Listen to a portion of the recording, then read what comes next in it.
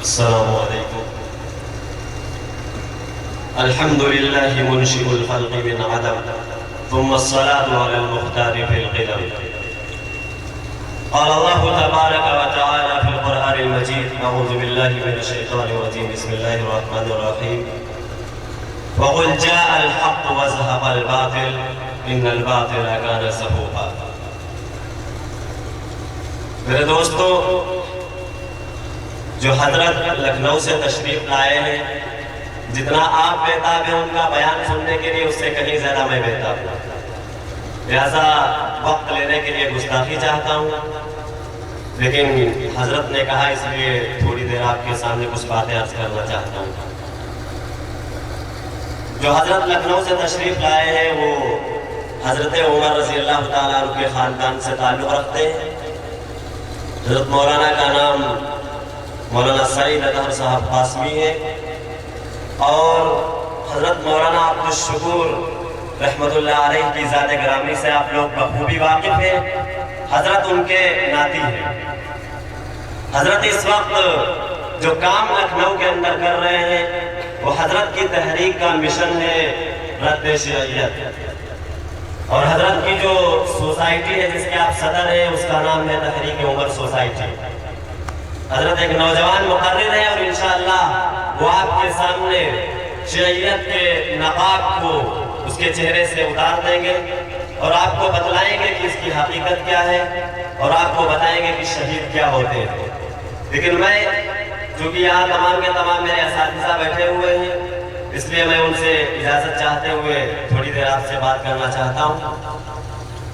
میرے دوستو، جب میں شروع میں لکھنؤ گیا تو اس وقت مجھے شیعہ کے بارے میں کوئی واقفیت نہیں تھی، کیونکہ ہمارے شہر لہرپور میں بہت ہی تھوڑے شیعہ ہیں. اس لیے میں نے حضرت سے دریافت کیا کہ حضرت شیعہ کیا چیز ہے، اس کے بارے میں آپ مجھے کچھ بتائیے. تو حضرت نے کہا کہ میں ایک بات ان کو بتلاتا ہوں جو مختصر ہے لیکن اللہ مدلہ، چھوٹی سی بات لیکن بڑی چیز پر دلالت کرنے والی. حضرت نے بتایا کہ صرف یہ سمجھ لو کہ شیعہ اس دنیا کا بلکہ اس کائنات کا بدترین کافر. یہ حضرت کا جواب میرے ذہن میں آج بھی گونج رہا ہے. اور کیسے کافر ہے اس کو انشاءاللہ ابھی حضرت بتلائیں گے. اور میں تھوڑی بات اس کے اوپر کر رہا ہوں کہ شیخ عبد القادر جیلانی رحمت اللہ علیہ نے اپنی کتاب بنیۃ الطالبین کے اندر لکھا ہے کہ شیعہ کا اسلام سے کوئی تعلق نہیں، شیعہ مرتد ہے اور شیعہ اس دنیا کا بدترین کافر ہے. آپ کہتے ہیں کہ شیعہ تو ہمارے ساتھ رہتے ہیں اور بہت اچھے تعلقات ہیں، وہ صحابہ کو برا نہیں کہتے. میرے دوستو، ہمارا شیعوں سے اختلاف صحابہ کو برا کہنے کی بنیاد پر نہیں ہے. ہمارا اختلاف ان سے تعزیہ داری کے سلسلے میں نہیں ہے. ہمارا اختلاف ان سے ماتم کے سلسلے میں نہیں ہے. ہمارا اختلاف ان سے جلوس کے سلسلے میں نہیں ہے. ہمارا اختلاف ان سے جلسہ اور مجلس کے سلسلے میں نہیں ہے، بلکہ ہمارا اختلاف چار چیزوں میں ہے جس پر اسلام کی بنیاد ہے. وہ چار چیزیں کون ہیں؟ سب سے پہلی چیز، ہمارا اختلاف ان سے وحدانیت میں ہے، اللہ کو ایک ماننے میں ہے. اللہ نے جو کلمہ نبی صلی اللہ علیہ وسلم کو دے کر بھیجا تھا، اس کلمے کو انکار کرنے میں ہمارا ان سے اختلاف ہے. اور دوسری چیز، رسالت میں ان سے ہمارا اختلاف ہے. تیسری چیز، قرآن میں ان سے ہمارا اختلاف ہے. چوتھی چیز، ان سے صحابہ میں ہمارا اختلاف ہے. کیسے اختلاف ہے؟ میرے دوستو، دنیا کے اندر کوئی ایسی قوم نہیں آئی جس نے کلمے کے 2 جزوں کے علاوہ 3 جز کر دیے ہو، 4 جز کر دیے ہو. لیکن شیعہ ایک ایسی قوم ہے جس نے کلمے کے 2 جز کو بڑھا کر 6 جزوں میں کر دیا. میرے دوستو، عیسائی آئے، انہوں نے یہ نہیں کہا لا الہ الا اللہ، اور اس کے علاوہ ان کا جو کلمہ تھا اس سے ہٹے نہیں. ان کا کلمہ کیا تھا؟ لا الہ الا اللہ عیسیٰ روح اللہ. یہودیوں کا کلمہ کیا تھا؟ لا الہ الا اللہ موسیٰ کلیم اللہ. اور ابراہیم علیہ السلام کے امت کا کلمہ کیا تھا؟ لا الہ الا اللہ ابراہیم خلیل اللہ. لیکن شیعوں نے اس کلمے کو بڑھا کر 6 جزوں میں کر دیا. یہ ہے پہلا اختلاف. دوسرا اختلاف قرآن کے اندر ہے ہمارا ان سے. وہ کہتے ہیں کہ ہم قرآن کو مانتے ہیں. وہ کہیں سے بھی دلیل دکھاتے ہیں کہ وہ قرآن کو مانتے ہیں. جب وہ جامعہ قرآن حضرت عثمان غنی رضی اللہ تعالیٰ عنہ کو نہیں مانتے تو قرآن کو کیسے ماننے والے؟ پھر دوستو تیسرا اختلاف ان سے ہمارا صحابہ میں، چوتھا اختلاف صحابہ میں کیسے؟ ان کا عقیدہ ہے کہ اللہ کے رسول کی وفات کے بعد صرف 4 صحابہ کے علاوہ باقی سارے کے سارے صحابہ مرتد ہو گئے تھے۔ پھر دوستو ان کی اگر حقیقت آپ جان لیں گے تو ان سے بات کرنا پسند نہیں کریں گے۔ ان کا جو مولوی مقبول دہلوی ہے جس نے اپنے ترجمہ قرآن میں لکھا ہے، اگر آپ کو یقین نہ ہو تو ہر شیعہ کے گھر میں وہ ترجمہ قرآن موجود ہے اور آپ دیکھ سکتے ہیں اس نے کیا لکھا ہے اس کے اندر، نعوذ باللہ، کہ قرآن کے اندر جہاں بھی وقار شیطان کا ذکر آیا ہے اس سے حضرت عمر مراد ہے۔ پھر دوستو اللہ رب العزت ان کافروں کو، ان بدترین کافروں کو زمین کے اندر دھانا کیوں نہیں دیتے؟ وہ حضرت عمر جن کی موافقت میں اللہ رب العزت نے قرآن پاک کے اندر 17 آیتوں کا نزول فرمایا، آج اسی حضرت عمر کو یہ بدترین کافر شیعہ کہہ رہا ہے۔ پھر دوستو ان کا عقیدہ ہے کہ حضرت عمر رضی اللہ تعالیٰ عنہ زندیق اور ملحد تھے۔ پھر دوستو ایک بات میں آپ کو بتا دینا چاہتا ہوں حضرت عمر رضی اللہ تعالیٰ عنہ کے بارے میں، کہ حضرت عمر جو ہے ٹیسٹر ہے، جیسے بجلی کا ٹیسٹر نہیں ہوتا ہے، یہ راڈ ہے، اس پہ ٹیسٹر کو لگایا گیا، اگر وہ ٹیسٹر کا بلب جل گیا تو پتا چل جاتا ہے کہ یہ بلب صحیح ہے، وہ ٹیسٹر بتا دیتا ہے کہ ہاں یہ بلب صحیح ہے۔ وہی بالکل سیم حضرت عمر رضی اللہ تعالیٰ عنہ ہر باطل فرقے کے لیے کیا ہے؟ ٹیسٹر۔ حضرت عمر رضی اللہ تعالیٰ عنہ کا ٹیسٹر آپ کسی باطل فرقے کے لگا دیجئے، وہ سچائی بن گئی۔ اگر وہ حضرت عمر رضی اللہ تعالیٰ عنہ کے بارے میں اختلاف رکھتا ہے، آپ سمجھ جائیے یہ اسلام کا حمایتی نہیں ہو سکتا، یہ رسول اللہ کی نبوت کو ماننے والا نہیں ہو سکتا، یہ صدیق اکبر کی خلافت کو ماننے والا نہیں ہو سکتا۔ میرے دوست انہی کے چھوٹے بھائی کون ہے؟ غیر مقلد، وہ بھی دھڑلے سے کہتے ہیں حضرت عمر رضی اللہ تعالیٰ عنہ بدعت۔ میرے دوستو ان کو بھی کافر کہا جا سکتا ہے، کس بنیاد پر کہا جا سکتا ہے میں یہ بھی ثابت کروں گا، ان کو کافر اس بنیاد پر کہا جا سکتا ہے۔ امام ابو حنیفہ رحمۃ اللہ علیہ نے لکھا ہے کہ جو شخص اتباع صحابہ کا منکر ہو وہ کافر ہے۔ میرے دوستو جس وقت حضرت عمر رضی اللہ تعالیٰ عنہ نے 20 رکعت تراویح کی ایجاد کی تھی، اس وقت دنیا کا کوئی مسلمان، اس وقت ان کے دور کا کوئی صحابی اس نے حضرت عمر رضی اللہ تعالیٰ عنہ کے اوپر اعتراض نہیں کیا کہ آپ نے 20 رکعت تراویح کس کی اجازت سے کر دی۔ اور ایک اور بات میں آپ کو بتانا چاہتا ہوں کہ انگریزوں کی آمد سے قبل اس دنیا کے اندر کوئی مسجد ایسی نہیں تھی جس مسجد کے اندر 8 رکعت تراویح ہوتی ہو۔ اگر کسی کے پاس سند ہے کہ انگریزوں کے آنے سے قبل یہاں کوئی ایسی مسجد تھی جہاں 8 رکعت تراویح ہوتی ہو تو نہ کہ مجھے سند دکھائے، میں اسی وقت اپنی جگہ پہ بیٹھے بیٹھے غیر مقلد ہو جاؤں گا اور حضرت عمر رضی اللہ تعالیٰ عنہ کو ڈنڈے کی چوٹ پر بدعتی کہوں گا۔ میرے دوستو کوئی پہلا نہیں ہے، چاہے جتنا بڑا غیر مقلد ہو، وہ دکھا نہیں سکتا کہ انگریزوں کی آمد سے قبل دنیا کی کسی مسجد میں، کائنات کی کسی مسجد میں 8 رکعت تراویح ہوتی۔ آپ نے کیسے کہہ دیا حضرت عمر رضی اللہ تعالیٰ عنہ کو بدعتی؟ وہ حضرت عمر میرے دوستو جن کا تذکرہ تورات اور زبور کے اندر آیا ہے۔ پھر دوستو فلسطین کا واقعہ آپ کا مشہور ہے، جس وقت آپ فلسطین تشریف لے گئے تھے اس وقت وہاں کے لوگوں نے جیسے ہی حضرت عمر رضی اللہ تعالیٰ عنہ کو دیکھا تو کیا کہتے ہیں کہ ہم گواہی دیتے ہیں خدا کی قسم کہ وہی مسلمانوں کا امیر ہے جس مسلمانوں کے امیر کی شہادت ہماری تورات اور زبور کے اندر دی گئی ہے۔ پھر دوستو وہ حضرت عمر جن کے بارے میں اللہ کے نبی نے فرمایا لو کان بعدی نبی لکان عمر، ان کو کافر کہتے ہیں۔ اگر عمر کے اندر وہ نبی کی ساری خصوصیات پائی جاتی تھی جو ایک نبی کے اندر ہوتی ہے، اگر اللہ کے رسول کے بعد کوئی نبی ہوتا، چنانچہ اللہ کے رسول کے بعد نبوت کا دروازہ بند ہو چکا اس لیے کوئی نبی نہیں آ سکتا، لیکن اگر ہوتا تو حضرت عمر رضی اللہ تعالیٰ عنہ ہوتے۔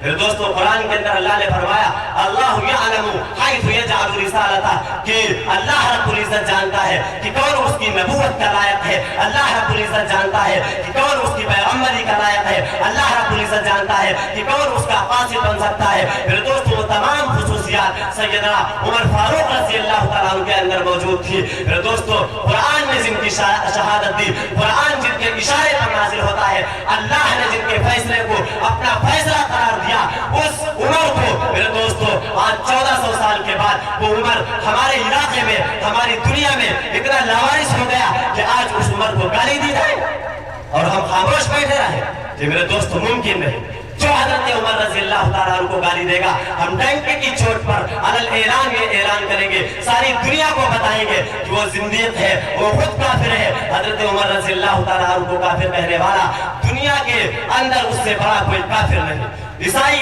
मेरे दोस्तों जो इस्लाम के खुले हुए दुश्मन है, जिन्होंने इस्लाम को इतना नुकसान पहुंचाया, तारीख उसकी गवाह है, वो भी कहते हैं कि अगर दूसरा उमर इस दुनिया के अंदर आ जाता तो इस दुनिया से बदमाशी मिट जाती। यहूदी कहते हैं कि अगर दूसरा उमर इस दुनिया के अंदर आ जाता तो इस दुनिया के अंदर सिर्फ इंसाफ चलता। मेरे दोस्तों गैर मुस्लिम कहते हैं कि अगर दूसरा उमर इस दुनिया के अंदर आ जाता तो इस दुनिया से बेहयाई मिट जाती। उसी उमर को आज ये दो कौड़ी के शिया, ये बदतरीन और गलीज कौम मेरे दोस्तों उसी उमर को गाली देती है। कहां से आपने ये अकीदा बना लिया कि हजरत उमर रज़ी अल्लाह ताला अन्हु काफिर हो गए थे? मेरे दोस्तों जो सहाबा को ना माने वो काफिर है। मेरे दोस्तों अल्लाह के रसूल सल्लल्लाहु अलैहि वसल्लम एक अब्दुल शुकूर रहमतुल्लाह अलैहि का वाकया मैं आपको सुनाता हूँ। ये मकबूल देहलवी जिसने अपने तर्जुमे कुरान के अंदर ये बात लिखी है कि हजरत उमर रज़ी अल्लाह ताला अन्हु नऊज़ुबिल्लाह शैतान थे, और जहाँ भी वक़ाल शैतान का जिक्र कुरान के अंदर आए उससे मुराद हजरत उमर रज़ी अल्लाह ताला अन्हु। इसका वाकया मैं आपको एक सुनाता हूँ कि लखनऊ की सरजमीन पर इसने एक जलसा किया। उसमें इसने पूरी रात इसने हजरत अबू बकर सिद्दीक रज़ी अल्लाह ताला अन्हु और हजरत उमर रज़ी अल्लाह ताला अन्हु को गालियां दी। अरे दोस्तों ये बात हजरत मौलाना अब्दुल शुकूर रहमतुल्लाह अलैहि को पता चली तो वो सारी रात रोते रहे, और जैसे ही सुबह हुई वो लखनऊ के एक बैरिस्टर जिनका नाम अनवर अफजल था उनके पास गए और उनको बताया। चुनांचे उन्होंने कहा कि ठीक है, सुबह उस वक्त अंग्रेजों की अदालत थी कि मैं सुबह अंग्रेजों की अदालत में मुकदमा दायर करूंगा इस बात का। चुनांचे सुबह बैरिस्टर अनवर अफजल साहब हो गए और उन्होंने बतलाया कि हम इस बदतरीन और गलीज काफिर के तहत काफिर के लिए एक मुकदमा दायर करते हैं आपकी अदालत में, जिसने हमारे खुलफा को गाली दी है और सरीह माँ बहन की गालियां दी है, लिहाजा हम इसको कत्ल करना चाहते हैं। फिर दोस्तों उस वक्त अनवर अफजल को उस अंग्रेज जज ने अपनी अदालत में तलब किया और कहा कि क्या तुमने ऐसा किया है? उसने कहा जी हाँ मैंने किया है। तो उसने कहा क्यों तुमने ऐसा किया है? उसने कहा कि हमारे मजहब के अंदर अबू बकर सिद्दीक रज़ी अल्लाह ताला अन्हु को, हजरत उमर रज़ी अल्लाह ताला अन्हु को गाली देना इबादत। मेरे दोस्तों तो जो उसका वकील था उसने कहा जज साहब आपका कानून है कि आप किसी धर्म को उसकी इबादत से रोक नहीं सकते। चुनांचे जज साहब ने कहा कि तुम्हारा इसके पास कोई जवाब है? तो अनवर अफजल साहब ने कहा कि इसका जवाब मैं इंशाअल्लाह कुछ दिनों में बाद दूंगा। चुनांचे तारीख बढ़ा दी गई। उसके बाद हजरत मौलाना अब्दुल शुकूर रहमतुल्लाह अलैहि को ये बात बतलाई गई तो हजरत ने कहा ठीक है मैं इसका जवाब दूंगा। चुनांचे 14 दिन तक हजरत ने मुसलसल मेहनत की। उसके बाद हजरत को रसूलुल्लाह की एक हदीस दिखाई, उस हदीस पर नजर पड़ी तो वो हदीस जाके हजरत ने अनवर अफजल साहब को दिखाई। चुनांचे उन्होंने कहा ठीक है जवाब हो गया। वो हदीस क्या थी? मन सब्बनी फक़्तुलूहु मन सब्ब अस्हाबी फजलिदूहु। कि वो हदीस है मेरे दोस्तों इब्ने माजा की रिवायत है। चुनांचे उस हदीस को जज के सामने पेश किया गया कि इस हदीस के अंदर रसूलुल्लाह ने फरमाया कि जो मुझे गाली दे उसको कत्ल कर दो, जो मेरे सहाबा को गाली दे उसे कोड़े मारो। हज़रत मौलाना अब्दुल शुकूर रहमतुल्लाह अलैहि ने कहा कि इनसे कहिए कि अपनी इबादत पर अमल करे, मैं अपनी इबादत पर अमल करता हूँ, आप मेरे हक में ये फैसला करिए कि ये अपनी इबादत पर हजरत अबू बकर सिद्दीक रज़ियल्लाहु ताला अन्हु, हजरत उमर रज़ियल्लाहु ताला अन्हु को गाली दे और मैं इनके ऊपर पूरी रात पूरे दिन कोड़े बरसाऊंगा। मेरे दोस्तों ये फैसला हुआ। चुनांचे उसके बाद उस जज ने जो फैसला लिखा वो आज भी तारीख के औराक में मेरे दोस्तों आज भी मौजूद है, उसकी मतन भी मौजूद है, उसकी तशरीह भी मौजूद है। उसने क्या लिखा कि जब से इस दुनिया का कयाम हुआ है, जब से ये दुनिया वजूद में आई है, मैंने आज तक कोई धर्म, आज तक कोई मजहब, आज तक कोई रिलीजन ऐसा नहीं देखा जिस मजहब के अंदर किसी के बुजुर्ग को गाली देना इबादत हो। मेरे दोस्तों ये शिया एक ऐसा मजहब है जिस मजहब के अंदर दूसरे मजहब के बुजुर्ग को गाली देना इबादत है, और बुजुर्ग को नहीं बल्कि खुलफा को, जिनके बारे में अल्लाह के रसूल ने फरमाया अस्हाबी का नुजूम कि मेरा हर सहाबा चाहे वो अदला दर्जे का हो, अगर किसी की भी इत्तबा कर लोगे रास्ता पा जाओगे, इस दुनिया में भी कामयाब हो जाओगे, आखिरत में तो तुम्हारी कामयाबी लाजमी है। मेरे दोस्तों उस खुलफा को, इस بدترین شیعہ نے گالی دی اور اس شیعہ کے دھرم میں اس کو گالی دینا عبادت ہے۔ میرے دوستو یہ ہے اس شیعہ کی حقیقت۔ میرے دوستو اور قاتلان حسین کے سلسلے میں جھگڑتے ہیں کہ سنی ہے۔ میں ایک بات یہ بھی بتانے دینا چاہتا ہوں کہ میرے دوستو حضرت حسین کی شہادت 1400 سال کی اسلامی تاریخ کا ایک انوکھا غیر معمولی اور بڑا اہم واقعہ ہے۔ شیعہ کہتے ہیں کہ ان کے قاتل سنی ہیں۔ میرے دوستو اگر وہ ثابت کر دیں کہ ان کے قاتل سنی ہے تو آج ہی میں ان کے مذہب کو قبول کر لوں گا۔ میرے دوستو میں بتلانا چاہتا ہوں کہ مکہ اور مدینہ سنیوں کا مرکز تھا، کوفہ شیعوں کا مرکز تھا۔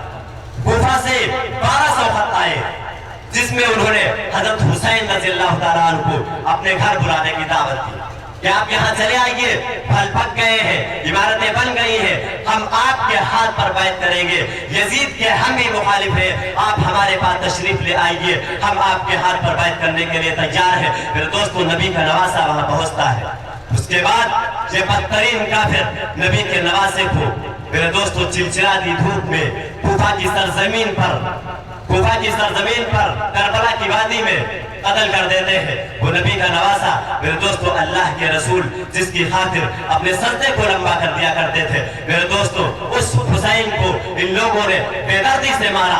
اور اگر تم کہتے ہو کہ ہم نے نہیں مارا تو بتاؤ حضرت علی رضی اللہ تعالیٰ عنہ کو کس نے مارا؟ اگر تم کہتے ہو کہ حسین کو ہم نے قتل نہیں کیا تو بتاؤ ان کے بڑے بھائی حسن کو کس نے قتل کیا؟ اگر تم کہتے ہو کہ حسین کو ہم نے نہیں قتل کیا تو بتاؤ ان کے بھائی عقیل کو کس نے قتل کیا؟ ارے کس کو جھٹلاؤ گے؟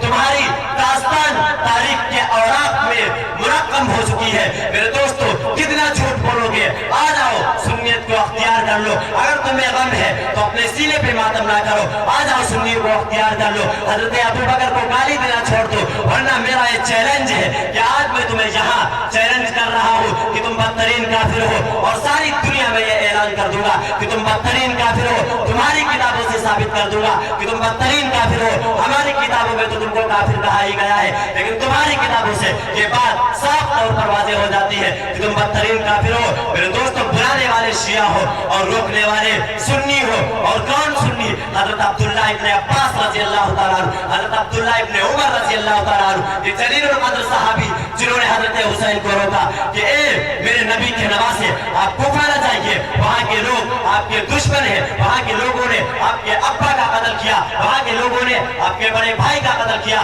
وہ آپ کی کبھی بھی حمایت نہیں ہو سکتے۔ میرے دوستو روکنے والے سنی ہو، بلانے والے شیعہ ہو، اگر آپ کے گھر میں کوئی مہمان آئے وہ قتل کر دیا جائے، بستی والے کیا کہیں گے؟ آپ قاتل ہیں، اگر آپ قاتل ہو یا نہ ہو۔ میرے دوستو اگر حسین مدینہ میں شہید ہوتے ذمہ دار سنی تھے، حسین مکہ میں شہید ہوتے ذمہ دار سنی تھے، حسین تو کوفہ میں شہید ہوئے ذمہ دار تم ہو۔ میرے دوستو آج تم کہتے ہو کہ سنی ذمہ دار ہے، میرے دوستو کس منہ سے تم یہ بات کہتے ہو؟ کس منہ سے تم حضرت عمر کو گالی دیتے ہو؟ کس منہ سے حضرت ابو بکر کو گالی دیتے ہو؟ کس منہ سے کہتے ہو کہ سنیوں نے حضرت حسین کو قتل کیا؟ میرے دوستو روکنے والے سنی ہو، بلانے والے شیعہ ہو، اور اس کے بعد یہ سنیوں کے سر ان کے قتل کا الزام باندھا جائے، میرے دوستو کہاں کی یہ شرافت ہے؟ کہاں کی یہ عزت ہے؟ کیسا یہ دھرم ہے جس دھرم کی بنیاد میرے دوستو صرف اور صرف جھوٹ کے اوپر پڑی ہو؟ کہاں کا یہ دھرم ہے جس دھرم کی بنیاد گالی کے اوپر پڑی ہو؟ میرے دوستو یہ کوئی دھرم نہیں ہو سکتا۔ ایسا دھرم نہ دنیا میں آج تک آیا ہے اور نہ آنے کا امکان ہے۔ میرے دوستو ایسے وقت میں آپ کو ہوشیار رہنا ہے، اس باطل فرقے سے آپ کو مطالعہ کرنا ہے، اس باطل فرقے کی اصلیت کے بارے میں، اور آپ کو سمجھنا ہے کہ ان کی حقیقت کیا ہے۔ میرے دوستو میں اب رخصت ہوتا ہوں، اور چونکہ کافی لمبا ٹائم ہو چکا ہے لہذا حضرت ابھی چند ہی دیر میں آپ کے سامنے انشاءاللہ مخاطب ہوں گے اور آپ کو اس کی اصل حقیقت سے روشناس کروائیں گے، کیونکہ حضرت کا مشن ہی یہی ہے، تحریک عمر سوسائٹی کا مشن ہی یہی ہے کہ حضرت عمر رضی اللہ تعالیٰ عنہ جن کے بارے میں لوکان بعدی نبی لیکن عمر اللہ کے رسول نے فرمایا ان کی اصل حقیقت کو بتلانا، اور کیا اسلام کے اندر ان کا کردار رہا ہے اس کو بتلانا، اور اس بدترین فرقے کی اصل حقیقت کو آپ کے سامنے واضح کرنا، یہ حضرت کی تحریک کا مشن ہے۔ لہذا اب تھوڑی دیر میں آپ کے سامنے حضرت تشریف لائیں گے اور آپ اس کے ہمارے بعد ابھی ہمارے مفتی صاحب جو ہمارے سابق استاد ہیں حضرت مولانا مفتی ہلال احمد صاحب قاسمی، ان کی تقریر سنیں گے انشاءاللہ، وہ بھی اس کے اوپر نظر ڈالیں گے۔ اور آپ سے دعا کی درخواست ہے حضرت کے لیے بھی، اس مدرسے کے لیے بھی، اور ایک اعلان یہ ضروری کرنا ہے کہ یہ کتاب ہے جو حضرت مولانا سید اطہر صاحب کے ماموں جان نے لکھی ہے، جس کا نام اسلام اور شیعیت ایک تقابلی جائزہ۔ یہ اس کتاب میں حضرت نے ان کی کتابوں سے اور اپنی کتابوں سے بے شمار دلائل مرتب کر دیے ہیں۔ ابھی تک بہت ساری کتابیں شیعوں کے خلاف تھیں، لیکن ایسی کوئی کتاب وجود میں نہیں آئی تھی جس کتاب کے اندر صریح دلائل ہو، جس کتاب کے اندر صریح دلائل موجود ہے۔ ابھی اس کا اجرا نہیں ہوا ہے، انشاءاللہ 10 محرم کو اس کا اجرا ہو جائے گا۔ اس کے بعد مارکیٹ کے اندر یہ 150 کی بکے گی، لیکن حضرت کی طرف سے یہ آپ لوگوں کو جو حضرات لینا چاہیں ان کو 100 روپے کی دے دی جائے گی، اور جو خواہش مند حضرات ہیں وہ ہم سے رابطہ کر لیں۔ وآخر دعوانا الحمدللہ رب العالمین۔